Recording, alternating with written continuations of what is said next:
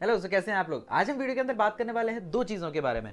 सबसे पहला कि टोकन क्या होते हैं और सेकंड कॉइन क्या होते हैं। इन दो चीजों के बारे में बात करेंगे क्योंकि क्रिप्टो करेंसी अगर आप यूज करते हैं या फिर आपने कुछ क्रिप्टो करेंसीज खरीद रखी हैं तो आपको डेफिनेटली ये पता होना चाहिए कि कॉइन क्या होते हैं और टोकन्स क्या होते हैं। सो स्टार्ट करते हैं कि कॉइन क्या होते हैं। कॉइन जो है वो ऑपरेट होते हैं ब्लॉकचेन के ऊपर। अब मैं आपको आसान वर्डों में बताता हूँ कि इसका मतलब क्या हुआ। जैसे मान लीजिए इथेरियम है, इथेरियम की ब्लॉकचेन है खुद की और उसका जो कॉइन चलता है वो है ईथर। सेम इसी तरह अगर दूसरा बात करें तो वो है बिटकॉइन। बिटकॉइन की खुद की ब्लॉकचेन है और जो उसका कॉइन चलता है वो है बिटकॉइन। ठीक है, अब क्या होता है जब भी बिटकॉइन का लेन देन होता है या फिर एथेरियम का लेन देन होता है तो उसकी रिसिप्ट जो है उसके खुद के ब्लॉकचेन को जाती है। जैसे मान लो मैंने किसी को एथेरियम भेजा, ईथर भेजा, तो उसकी जो रिसिप्ट है वो इथेरियम ब्लॉकचेन पे जाएगी। और सेम अगर किसी ने मुझे लाइक बिटकॉइन भेजता है कोई मुझे, तो बिटकॉइन की जो उसने ट्रांजेक्शन किया है उसकी रिसिप्ट जो है जो ब्लॉकचेन है उसी के पास में जाएगी। सेकंड पॉइंट की अगर हम बात करें कि कॉइन क्या होता है, तो कॉइन जो है एज ए करेंसी काम करता है। मतलब क्या है, आप कॉइन को एक्सचेंज करके कोई भी चीज बाय या परचेज कर सकते हैं। वैसे जैसे आजकल तो काफी सारा ये चीजें आ रही हैं, नई नई सर्विसेज ऑलरेडी लॉन्च हो रही हैं। जैसे अमेजोन ने भी अभी रिसेंटली बोला था कि वो भी अपने ट्रांजेक्शन में जो है क्रिप्टो जो कॉइन्स हैं उनको एक्सेप्ट करेगी। तो कॉइन्स को एज ए करेंसी हम यूज कर सकते हैं। अगर बात करें कि बिटकॉइन की, तो बिटकॉइन जो क्रिएट किया गया था वो क्रिएट ही इसीलिए किया गया था कि उसको एज ए करेंसी ही यूज किया जाए। और अगर कुछ और क्रिप्टो करेंसीज या फिर क्रिप्टो कॉइन्स की बात करूं कि वो कौन कौन से हैं, तो जैसे आप देख पा रहे हैं वो आता है ईथर है, बिटकॉइन है, नियो है और लाइट कॉइन है। और भी काफी सारे कॉइन है, बट ये जो मैंने आपको बताए हैं ये मेन कॉइन्स हैं जिसको एज ए करेंसी यूज कर सकते हो। कई सारे ऑलरेडी जो कंट्रीज हैं वो भी प्लान कर रही है कि इन कॉइन्स को एज ए करेंसी यूज कर सकें। ये मैं बात सारी कर रहा हूँ कॉइन्स की, टोकन अभी बीच में नहीं आए हैं। मैं सारी बात जो कर रहा हूँ वो कॉइन्स की ही कर रहा हूँ।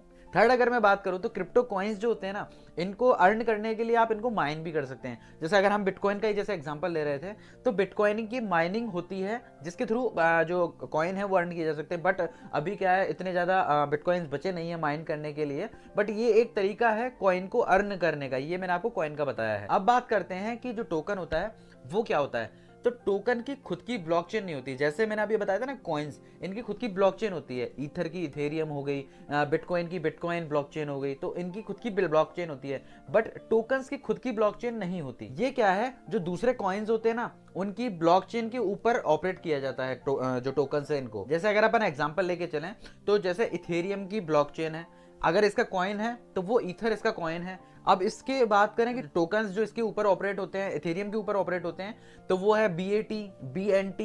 तो ये कुछ टोकन्स हैं जो इसके ऊपर ऑपरेट होते हैं। और अगर अदर कोई स्टेबल की बात करूं तो वो है USDC, जो भी इथेरियम के ऊपर ही ऑपरेट होती है। ब्लॉकचेन क्या है, वो स्मार्ट कॉन्ट्रैक्ट यूज करती है और जो टोकन्स हैं ये स्मार्ट कॉन्ट्रैक्ट पर रिले करते हैं। कुछ एग्जांपल की बात करूं तो आपने सुना होगा इथेरियम के लिए ERC20 और नियो के लिए NP5।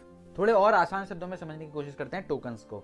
तो टोकन क्या है, ये मूव करते हैं वन प्लेस टू अनदर, एक जगह से दूसरी जगह जाते हैं। वहीं अगर हम कॉइन की बात करें तो वो एक जगह से दूसरी जगह नहीं जाते हैं। अगर हम ट्रांजेक्शन की बात करें तो आपके अकाउंट से कॉइन कहीं जा नहीं रहे हैं, बस उनकी जो अमाउंट है वो चेंज होती है। यहाँ से डिजिट चेंज होती है, जिसके यहाँ जा रहे हैं उसकी डिजिट चेंज होती है, और जो बीच में कमीशन लेने वाले हैं वो अपना कमीशन ले लेते हैं। किसी का ट्रांसफर नहीं होता। बट वहीं जो टोकन होता है वो one place to another place जाते हैं, यहाँ से शिफ्ट होकर दूसरी जगह जाते हैं। ऑनरशिप होती है इसके अंदर, टोकन्स के अंदर ऑनरशिप होती है। एग्जांपल की हम एक और एग्जांपल ले रहे हैं टोकन का जो आप आसानी से समझ पाते हैं, वो है NFT, नॉन फंजिबल टोकन्स। ये आपने सुना होगा, आजकल काफी सारा चल रहा है। देखिए इस तरह से NFTs होते हैं।